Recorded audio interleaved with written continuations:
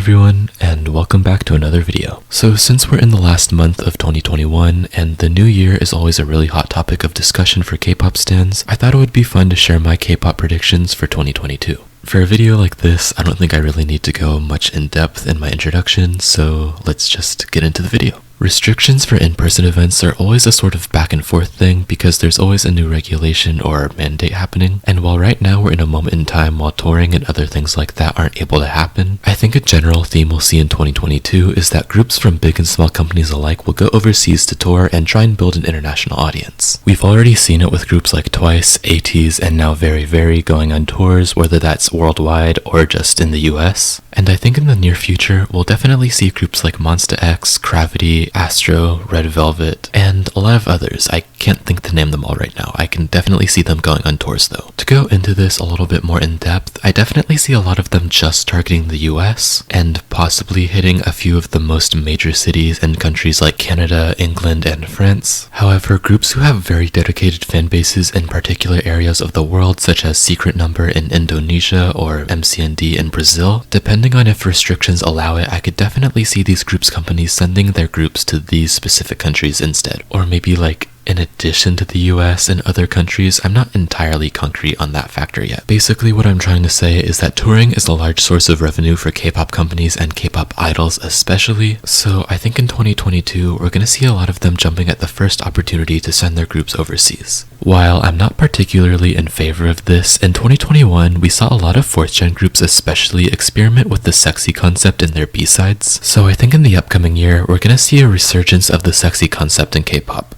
With groups such as CLC and I.O.I being all but disbanded, and even soloists like Hyuna who used to pioneer the sexy concept not really doing that anymore, I would categorize Hyuna's recent music as more of a quirky thing than sexy. Anyways, with artists like them either not making sexy songs anymore or just not releasing music in general, the sexy concept has definitely been missing recently, and I think a lot of companies are going to want to capitalize on that empty field. If this does happen, the groups I could see pursuing this concept would be like Aespa or maybe Cravity, but I think it'll definitely come with a lot of pushback from fandom spaces, especially on like Twitter and TikTok. My third prediction, and this is the big one, is that JYP Entertainment and their groups will fall off in popularity in 2022. I'm not really sure what JYP's promotion style is nowadays because it feels like there's not a lot of promotion when it comes to their group comebacks or activities, and instead it's falling on each individual fandom to support and advertise their groups. It seems in 2021, even with all of the comebacks and releases that JYP groups are having, JYP appears to be doing the worst out of the big three. SM is doing so well with Aespa and NCT, and even their older groups are getting regular activities and comebacks. And even though YG is pretty inconsistent, every single time one of their artists do something, it comes with a huge bang. However, instead of stepping up his game, JYP is sort of dwindling in terms of his management power. We've already seen how this is affecting his groups, with TWICE's and ITZY's most recent comebacks not charting nearly as well as those in the past. And while yes, of course they're still relevant, it doesn't really feel like a big 3 level of relevancy. In terms of 4th gen girl groups, JYP is not doing nearly enough for ITZY to keep up with the likes of IVE, Aespa, and STAYC. And even though this year specifically, the JYP groups are releasing some of my favorite songs in their entire discographies, it seems like people are losing interest in